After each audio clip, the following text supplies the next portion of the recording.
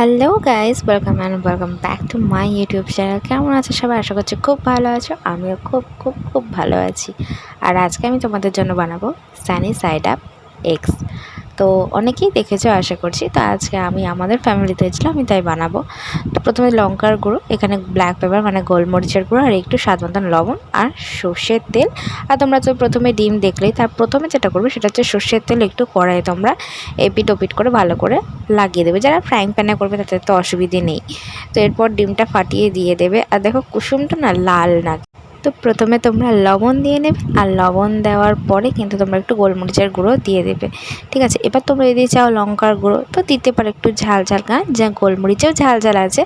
তো লঙ্কার গুঁড়োটা দেওয়া হয়েছিল, মানে রাখা হয়েছিল, যদি লাগে তো দেবে। তো যাই হোক, পরে 4টে ডিম দেখলাম, তো বাকি 2টো ডিম দিয়ে অন্য কিছু করা হয়েছে বলে ওখানেই লেগে গেছে, এখানে আর ব্যবহার করা হয়নি। তো এখানে শুধু লবণ আর গোলমরিচের গুঁড়ো দিয়ে কিন্তু এটা বানিয়েছে। তো এটা ব্রেকফাস্টে বলো বা লাঞ্চে বলো, লাঞ্চের থেকে ব্রেকফাস্টে বেশি ভালো লাগবে, তাও লাঞ্চেও অনেকে খেতে পারো। তো দেখো এইভাবে আমাদের তৈরি হয়ে গেলো সানি সাইড আপ এগস। তো আশা করছি ভিডিওটা ভালো লাগবে। ভালো লাগলে লাইক করবে, কমেন্ট করবে, চ্যানেলটাকে সাবস্ক্রাইব করবে।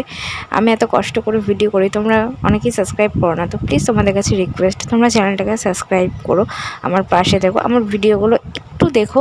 আমি এত বড় ভিডিও দিই না যে তোমাদের দেখতে অসুবিধা হবে বা খুব টাইম খাবে। প্লিজ তোমরা দেখো। Tata, bye bye, thanks for watching.